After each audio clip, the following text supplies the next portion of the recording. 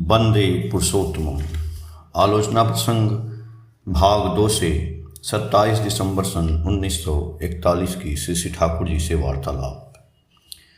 फरीदपुर से निवारण दास चक्रवर्ती आ पहुँचे। उन्हें देखते ही श्री ठाकुर ने उल्लसित हो पूछा, क्या निवारण दा, कब आए? हाथ में क्या है? निवारण दा बोले, अभी आ रहा हूँ, आपके लिए अपने घर से खजूर का गुड़ लेता आया हूँ। श्री ठाकुर बोले, देखूं कैसा है? निवारण दा ने पात्र खोल कर दिखाया। श्री ठाकुर बोले, देखने से तो बड़ी अच्छी चीज लग रही है, जाएं बड़ी बहू को दे आएं, यदि वह पायस आदि बना सके। निवारण दा बोले, गंध भी बहुत अच्छी है।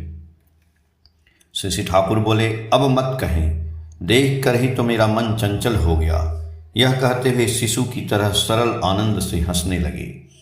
निवारण दा खजूर का गुड़ श्री बड़माँ के पास पहुंचाकर लौट आए एवं बैठ गए। श्री ठाकुर जी बोले, आपका चेहरा कुछ दुर्बल लग रहा है। निवारण दा बोले, बीच में बुखार लगा था, तभी से तंदुरुस्ती नहीं बन रही है, पेट भी अच्छा नहीं है। श्री ठाकुर बोले, प्यारी को दिखलाएंगे, जांच पड़ताल करके आपके लिए दवा लिख देगा। प्यारी मौका मिलते ही देखो। प्यारी दा बोले, अच्छा। श्री ठाकुर जी बोले, निवारण दा, आप पानी में गोता मार कर तैर नहीं सकते? निवारण दा बोले, हाँ तैर सकता हूँ, आजकल पहले जैसा अभ्यास नहीं है, पहले मैं खूब तैरा करता था। श्री ठाकुर बोले, एक गोता लगाकर कितना दूर आगे निकल सकते हैं? निवारण दा बोले, शायद 20-25 हाथ तक तो जरूर जा सकता हूँ। श्री ठाकुर बोले, तैरना, टहलना, दौड़ना, इन अभ्यासों को बनाए रखना अच्छा है। मिट्टी काटने तथा बगान लगाने का अभ्यास करेंगे। शारीरिक परिश्रम करना न छोड़ें, अन्यथा मेरी तरह अकर्मण्य हो पड़ेंगे। आप तो ऋत्विक हैं ना, ग्राम ग्राम में जाकर याजन ताजन करेंगे। याजन बहुत अच्छी चीज है, उसमें शरीर मन चंगा रहता है। लोगों ने एक पुस्तक पढ़कर सुनाई थी जिसमें यह लिखा था कि धर्म याजक लोग सभी सबसे अधिक दीर्घायु होते हैं। निवारण दा बोले, उम्र के साथ साथ शरीर मन दोनों ही निस्तेज हो गए हैं, पहले जैसा उत्साह नहीं मिलता है। श्री ठाकुर जी दीप्त उल्लास से बोले, उत्साह, आनंद की चाबी आपके हाथ में है, उस पथ पर चलने से ही मिलेगा। मनुष्य जिससे अच्छा बने, मनुष्य जिससे इष्टमुखी हो, हर तरह से उन्नति लाभ करे, उसी धंधे से चलें, करें, देखेंगे उत्साह का ज्वार आ जाएगा। हम अमृत की संतान हैं, जितना ही अमृत परिवेशन करने में व्यापृत रहेंगे, उतने ही रोग शोक जरा दूर हो जाएंगे। क्या कहते हैं निवारण दा, इस प्रकार जीवन बिताना अच्छा नहीं है?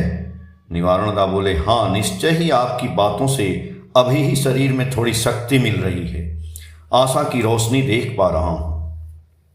श्री ठाकुर जी बोले, हम अपने को जिस घाट में बांध कर रखते हैं, उसी घाट में यह विचरण करता है। नैराशय के घाट में बांधकर सत्ता को निपीड़ित करने से लाभ ही क्या है, और उसमें हमारा स्वार्थ ही कहाँ है। इसलिए जीवन का स्वार्थ, बचने का स्वार्थ, इष्टपूत आशा, आनंद एवं उद्दीपना को जलाए रखना चाहिए।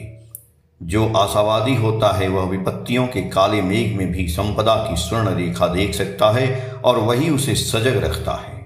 श्री ठाकुर की बातें सुनकर सभी का चेहरा आनंद से उज्जवल हो उठा। श्री ठाकुर प्यारी दा की ओर देखकर बोले, थोड़ा तंबाकू पिलाओ। प्यारी दा ने तंबाकू भर कर दिया। धीरे धीरे अनेक आ उपस्थित हुए। बाहर एक बूढ़ी माँ बैठी हुई है, उनके शरीर से सटकर एक गाय आ खड़ी हुई, भगाने पर वह भी वहां से नहीं हट रही है। श्री ठाकुर जी बोले, भगाने के बजाय उसे थोड़ा आदर करो। वह कह रही है, मैं तुम्हारे निकट आई हूं, मुझे मत भगाओ, वरन मुझे थोड़ा आदर करो। आदर कौन नहीं पाना चाहता है? श्री ठाकुर की बातें सुनकर सभी एकांत में हंसने लगे। माँ ने गाय की गर्दन को हाथों से सहलाया। गाय ने अपनी गर्दन और भी बढ़ा दी। श्री ठाकुर बोले, देखा न कितना खुश हुई है। ऐसी सेवा को ही अनुसंधित्सु सेवा कहा जाता है। यदि ऐसी अनुशंसित सेवा की जाए तो सिर्फ मनुष्य ही नहीं बल्कि जीव जंतु पेड़ पौधे आदि को भी वश में किया जा सकता है। उक्त माँ बोली, पेड़ पौधे को वश में लाने का अर्थ क्या है? श्री ठाकुर जी बोले, क्या तुमने देखा नहीं है, किसी किसी व्यक्ति के यत्न से पेड़ पौधे अधिक फल देते हैं। जो समझ बूझ कर दर्द के साथ पेड़ पौधों की सेवा करता है, उसके हाथ से उसमें उसका फलन भी अधिक होता है। पेड़ को भी कृतज्ञता रहती है, वह भी उस प्रेम और यत्न का प्रतिदान देना चाहता है, स्वस्थ सजीव रहकर अधिक फल उत्पादन करते हुए। श्री ठाकुर दोनों पांव लटकाकर चौकी पर बैठे हुए हैं। प्यारीदा दोनों पांव को सहलाने लगे। पांव सहलाते सहलाते प्यारीदा ने पूछा, पुरुषोत्तम की अनुपस्थिति में मनुष्य साधन भजन कैसे करेगा? उस समय ध्यान किसका करेगा? श्री ठाकुर जी बोले, पुरुषोत्तम ही मनुष्य के इष्ट होते हैं, पुरुषोत्तम ही ध्येय होते हैं। उनके जाने के बाद पुरुषोत्तम के अनुगामी ऋत्विक से पुरुषोत्तम परिवर्तित दीक्षा में दीक्षित होकर और पुरुषोत्तम का ही अनुसरण करेगा, उसी पुरुषोत्तम का ही ध्यान करेगा, और ऐसा तब तक करेगा जब तक उनका पुनः आविर्भाव नहीं होता है। परिवर्ती के आने पर पुनः उन्हें ग्रहण करोगे, क्योंकि वे पूर्ववर्ती के ही नव कलेवर होते हैं। विमलराम मुखोपाध्याय बोले, एक बात सुनता हूँ, जो ब्रह्मांड में है वही भांड में है, उसका अर्थ क्या है? श्री ठाकुर जी बोले, विश्व ब्रह्मांड में जो है वह हमारे शरीर में ही है। नाम ध्यान विश्लेषण और संश्लेषण की सहायता से जब हम अपनी सत्ता को समग्र रूप से जान सकते हैं, तभी विश्व विषय की जितनी चीजें हैं उन्हें हम आसानी से समझ सकते हैं। शरीर के एक कोष या बालू के एक कण को भी यदि आदि और अंत तक सामग्रिक रूप से जाना जाए तो उसके जरिए भी विश्व ब्रह्मांड का ज्ञान आयत हो सकता है। दुनिया में कुछ भी विच्छिन्न नहीं है। एक को पूर्ण रूपेण जानने पर उसके साथ सब कुछ का ज्ञान स्वतः हो जाता है।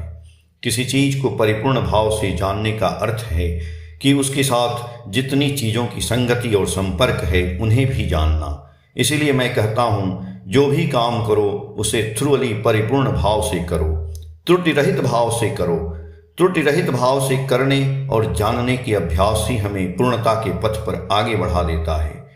अनेकों हीन मान्यता की वश स्वधर्म और स्वकर्म को छोड़ देना चाहते हैं, इससे बड़ी भूल और कुछ नहीं है।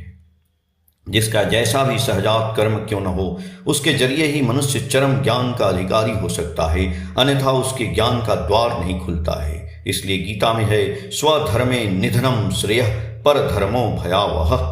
तुम्हारी जो संपदाएं हैं उनके बल पर ही तुम वृद्धि के पथ पर आगे बढ़ो। यदि तुम अपनी संपदा की अवहेला करते हो तो बाहर की संपदा को भी आयत नहीं कर सकते हो।